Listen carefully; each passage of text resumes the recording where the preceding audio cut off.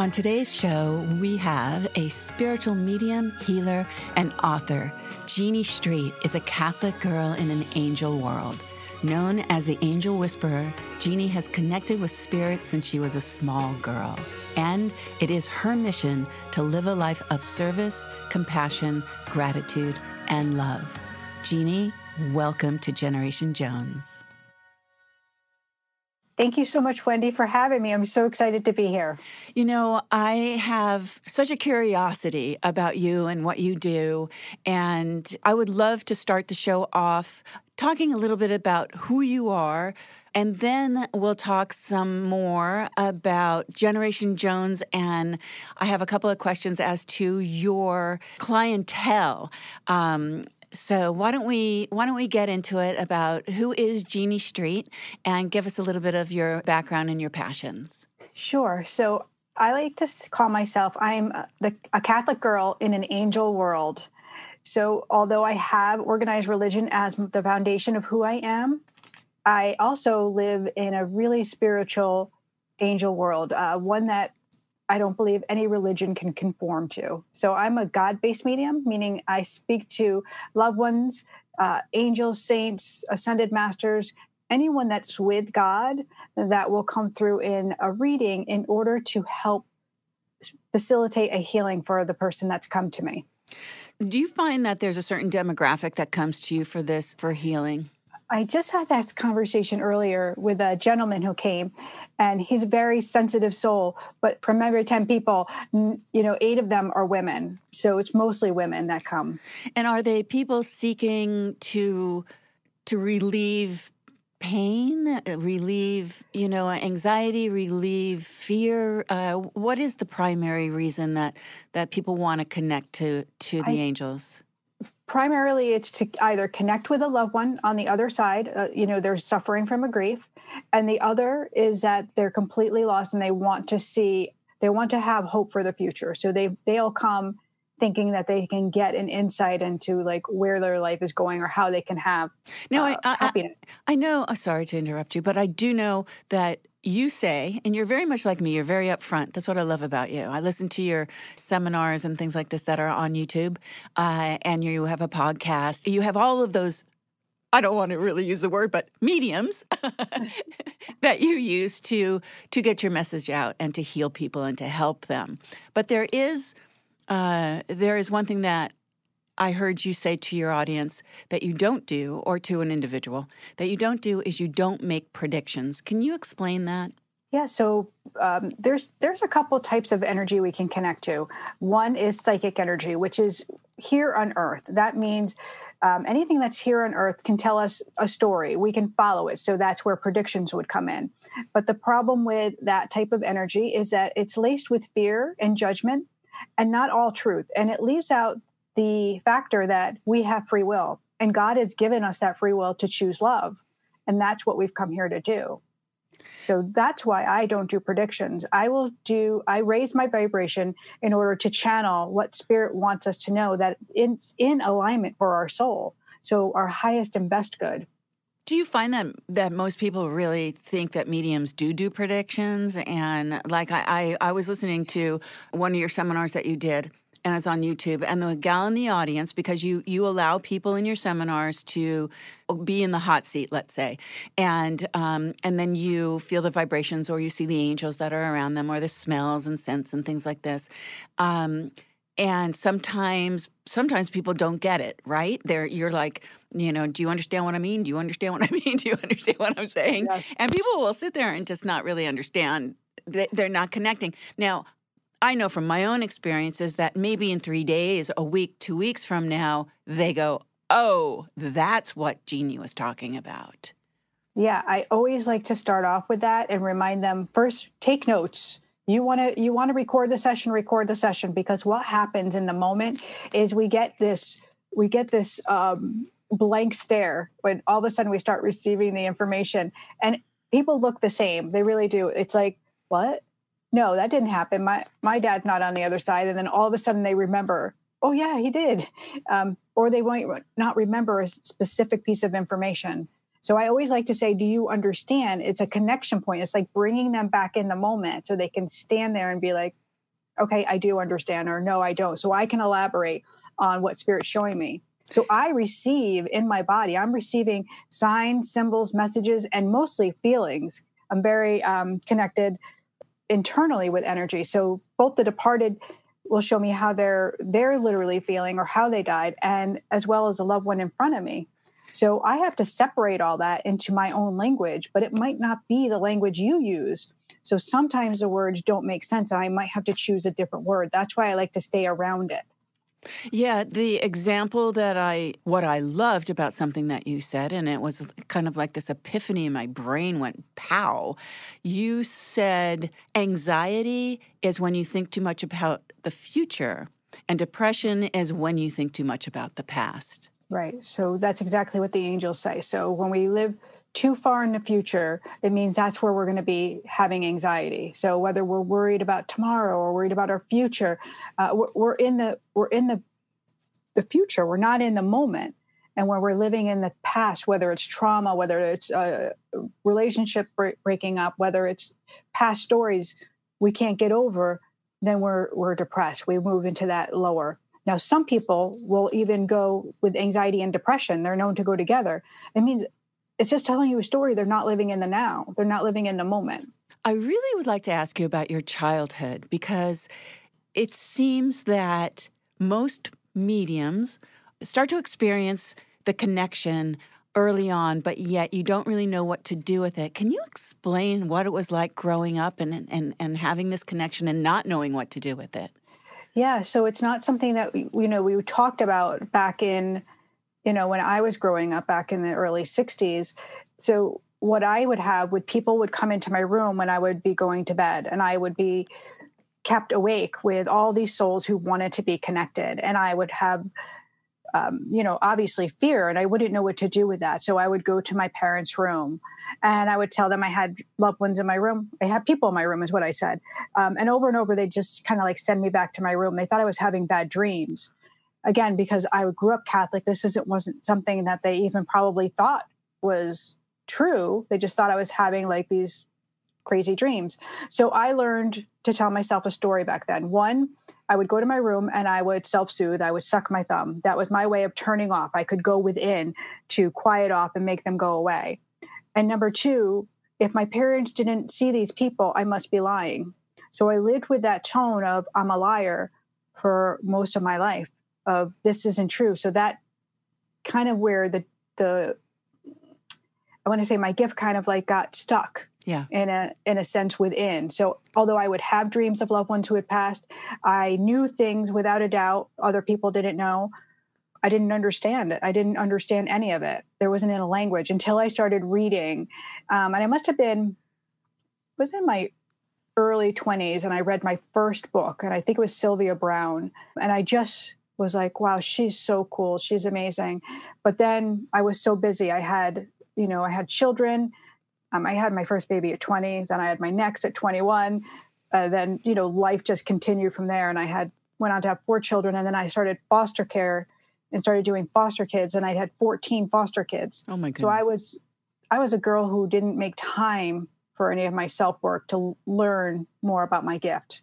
So when did you really start to focus on your gift? When my kids were more grown. My older 2 were out of the house in college, and my younger 2 were in a place in school where they didn't need the constant parenting that I felt they needed. I wasn't having to like make their lunches and drive them everywhere. They were in a more stable place. So I started to read more and started to study more, and Spirit just kept putting things in my way. I called them nudges in my book. They kept giving me the nudges to keep going, keep going, keep going. And I just started doing it. And since I opened that door, it has flooded through. A short little story how I know Jeannie was we had a mutual friend who passed away from cancer a few years ago. And when Jody left us, which she has never left us, but when she left the physical world, it was crazy because I was telling Jeannie that I was sitting, and I had sent her a picture of this. I was very sad, and I was on my toilet peeing. And I looked out the window. I have 2 windows in front of my toilet, and all you can see is the sky. And I wanted Jody to send me a sign, and I looked out the window, and here was a heart-shaped cloud with the profile of I swear it was Jody, and Jeannie says it was Jody. And I took a picture of that. And I have always, since that day, Jeannie, I have been content, at peace with Jody leaving. It was that sign that made me feel okay with that. Yeah, I knew Jody in school. We went to high school together, and I actually was honored and blessed to be with her the day she crossed over. I held her hand. I stood by her family members. I helped them to understand what that process was. So it's very emotional because being with somebody when they die can seem like it's a horrible experience, but it's actually such a gift to witness. It's a birthing, right? So either we're present when a life comes in or we're present when a life goes back to the source of where it came from. It's a gift. So I'm totally honored in just the connection that I have for her and with people that knew her is greater just because of her. She was the love for sure. Oh yeah, she was. And it's happened to me a few times where I just see things in the clouds, right? So do angels reveal themselves?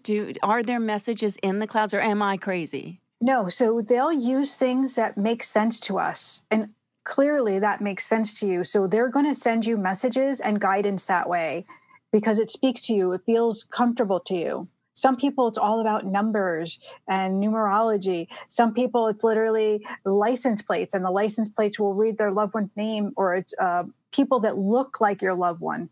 So our connection to spirit is multifaceted, is multi-level.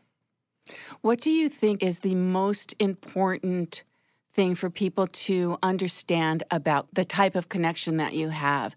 Isn't there a fine line of abusing that connection or using it for not the right reasons or putting fear in people? I mean, there can be mediums out there that maybe aren't doing good with their gift. My rule of thumb of what I found has worked for me is that it's God-based. It's plugging in, and I teach this in any of the classes seminars that I teach. If we don't plug into source, or we label it universe or anything like that, and we're not calling God and not calling it, source energy, then we're open up to a whole bunch of different energy. We're inviting in things that are outside of God. So that leaves us open to picking up energy. And how do we pick up energy? We're all receivers and givers of energy, and we do that through our senses. And when our senses are really open, that's when we can be guided. That's when we can follow the love that God has for us. But when we shut that down and we start to say universe and we follow the guidance of universe, it can get us in tricky situations. That's trickster energy. It can bring us down the wrong road, and we make not great decisions and end up hurting people and hurting ourselves. That's crazy for me to find that out because I use the word universe, or I use that all of the time. And now I've learned that I really shouldn't do that because it's connecting with source, it's connecting with spirit, it's connecting with God. For me, I use the term universe because I do mean God, but from now on, I'm just going to eliminate that from my vocabulary. I don't think it's a bad word, but if our intention is that we're connecting to God and we want to say universe, then it's okay, but it's our intention. I always say intention is king. So where we intend our energy to be connected is where it's going to go. So we have to pay close attention, because if we intend to just fly by the seat of our pants, well, that's where we're going to end up. But if we intend to connect with God and go in the direction of love, yeah, that's going to lead us down the right path.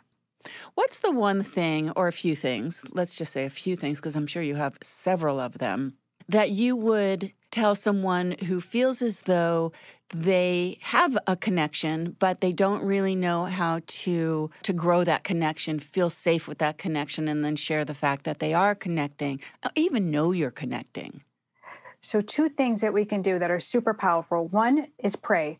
Our prayer has merit and our prayer has volume. By praying, we're talking with God. So we're asking God for guidance. We're praying for another need. We're opening to compassion. So it's our conversation that we have with God. And the second is our meditation and journaling. And it's through our meditation where we can hear God's answers. So some people are really great at sitting and meditating and quieting their mind.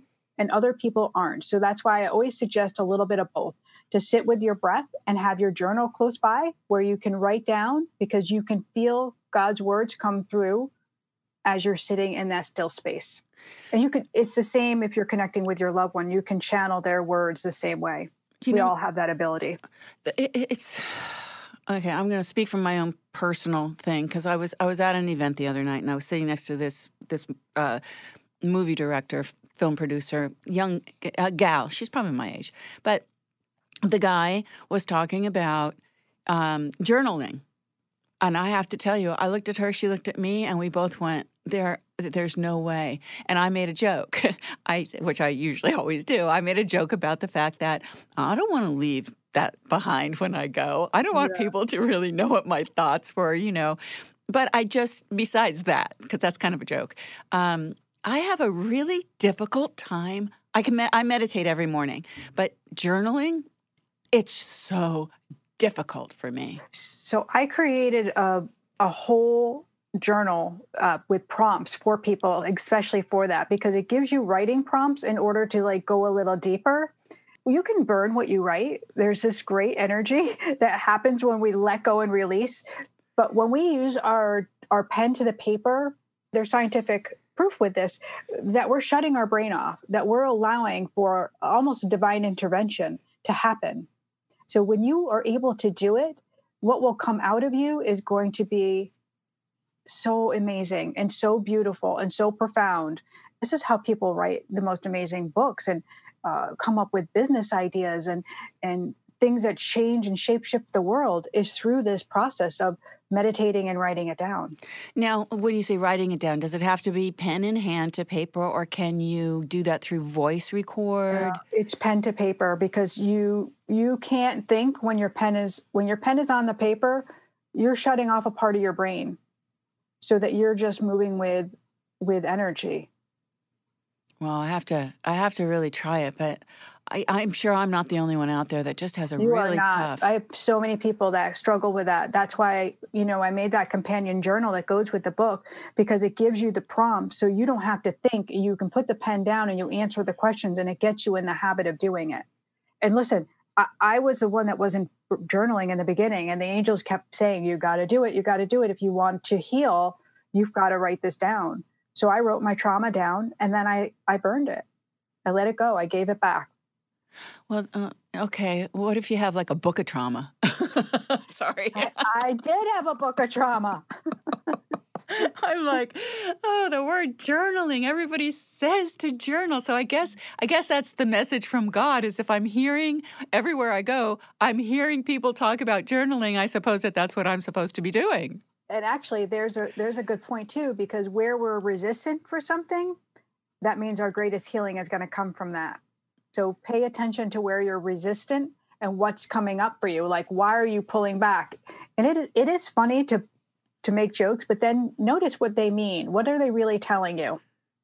Yeah, my biggest fear really is that I die suddenly, and I have this journal left behind where I'm being completely honest in my journal, and my family finds it and goes, oh, she really felt like that. It's well, I'm gone now, so you can know how I really felt, kind of thing. But then maybe they're going to live the rest of their lives and thinking, oh, well, if she had only told me that she was really unhappy about this or that, or wanted, this, then maybe I could have done something different for her. And then they'd feel bad, and then I'd have to come back as an angel. So here's the thing. What happens when we cross over is we don't have any need for anybody's opinion. We don't have any judgment towards anybody else. We don't have any anger. We don't have resentment. What we do have is love, only love. So yeah, we'll show up for our loved ones and we'll support them in that way. If something has been done that's caused them pain, and let's face it, we're not perfect. We're going to hurt people. It's going to happen. I'm speaking with Jeannie Street, and you're listening to Generation Jones, and we will be back after this short break. You're listening to Generation Jones, 1954 to 1964. Conversations with remarkable people who shaped our world. Make sure to subscribe wherever you get your podcasts. My guest today is Jeannie Street, and we've been talking about what it's like to be able to connect with the angels. So we're back, Jeannie, and I need to know more about where people can find you. I want you to tell everyone about your books. I would love to know if you have a seminar coming up that people can attend, because I know you do so much. I do so much. You do. I have a lot of energy, Wendy. You have a lot of energy, by the way. And what the angels show me, like, I don't know. Is it okay if I share some stuff really quick? Absolutely. I'd love that.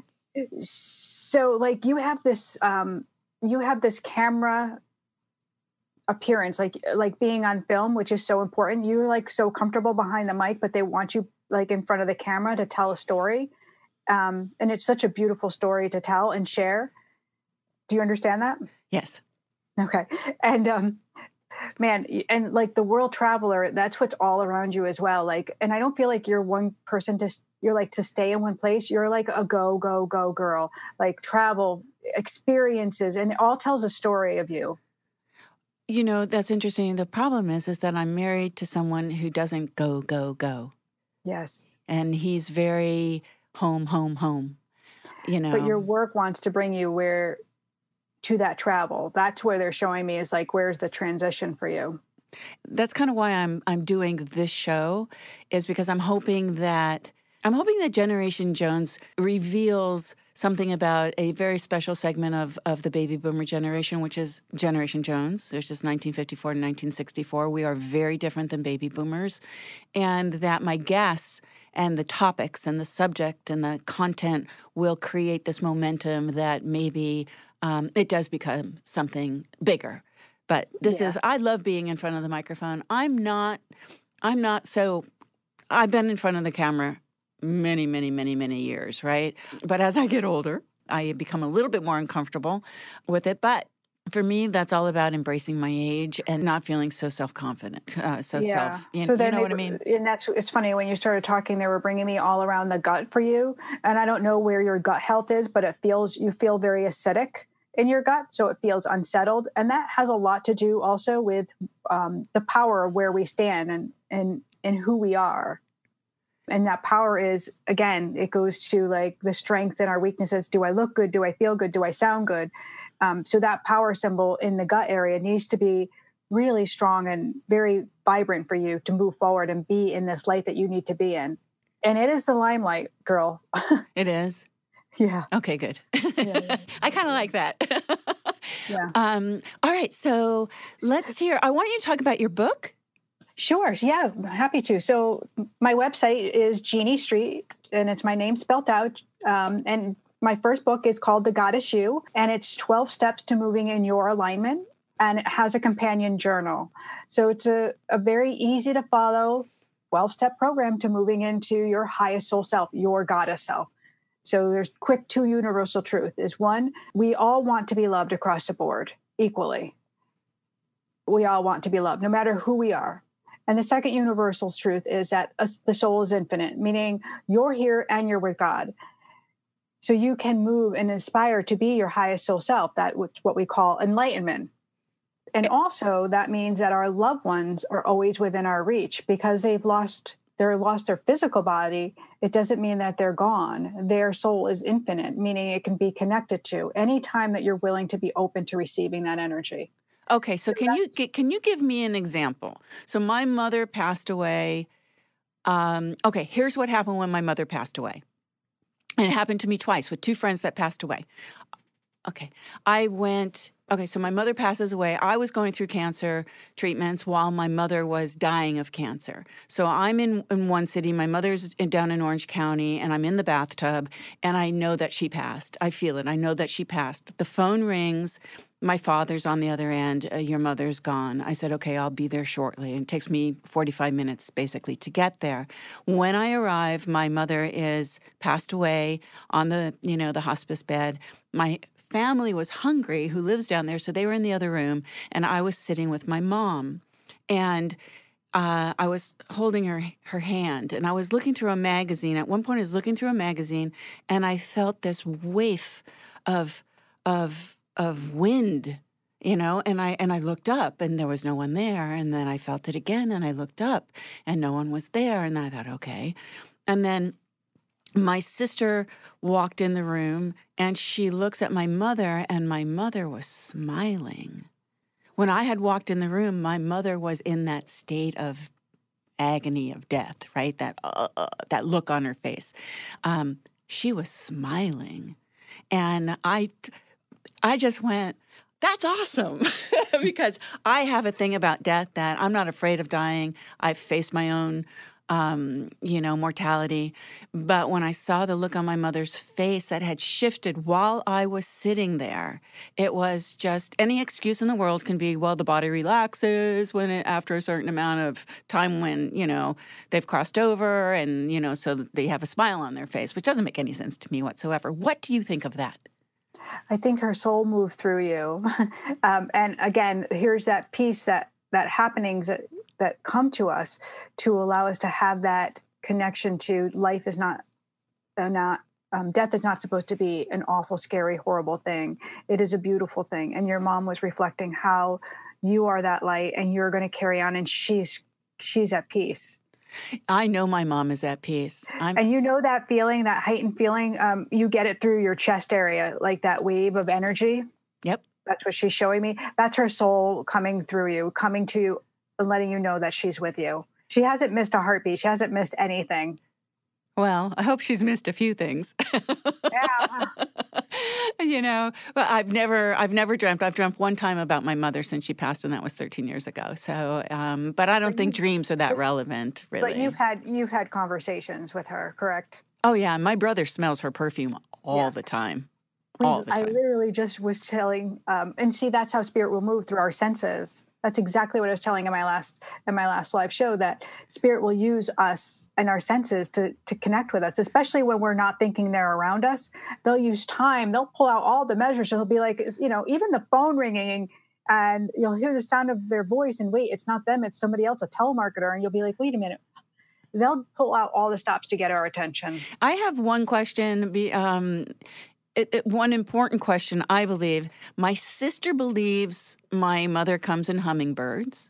I believe, because my sister believes, she comes in hummingbirds, and I have a large backyard, and these hummingbirds will come around me. My little nephew who passed away many years ago, but he was only 10, I think Tommy comes to me as a monarch butterfly, because I'll go in my backyard and there's always reference to Tommy and butterflies, but a butterfly will come and literally flutter right in front of my face and dance around me.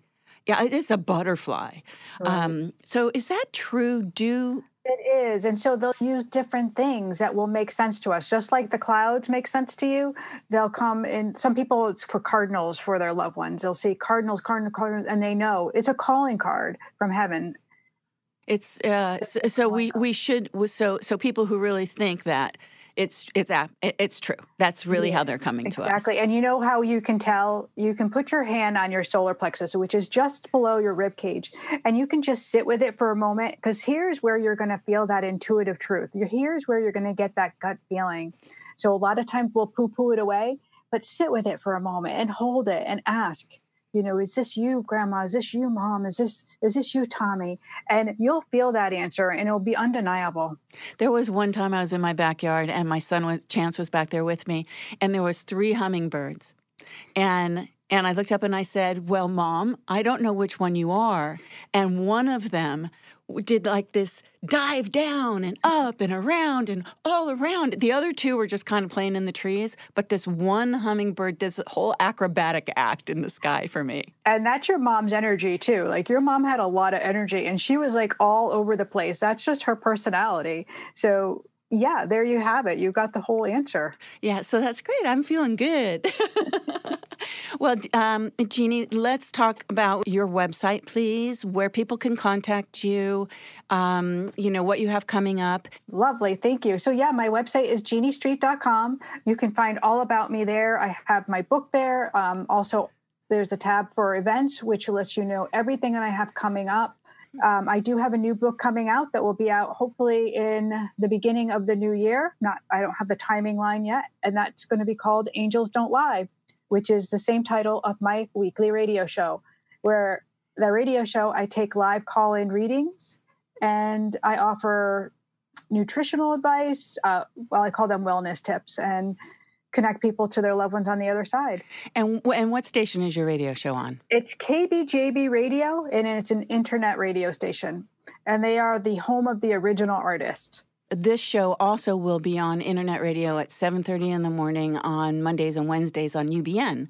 I love internet radio because you have this wonderful audience that you reach. Yeah, so I'm in 48 countries, and I have people call in from Scotland. And I should say my show airs Tuesdays at 7 p.m. Eastern time, 7 p.m. And so there is a call-in number that's 646-891-5252 if you want to call in and talk to me live during that live broadcast. And then it does turn into a podcast. It's on iTunes or wherever podcasts go. Well, it's everywhere where your podcasts go because it goes. Yes. It probably goes out in the RSS feed, so it's everywhere that anybody can download a podcast. Yeah, like they should be able to iHeart, catch us. Tune in, all those places. Yeah. Exactly. Well, this has been awesome. Thank you so much. Yeah, and thank you so much, Wendy. You're so beautiful, and I so appreciate you and all your work.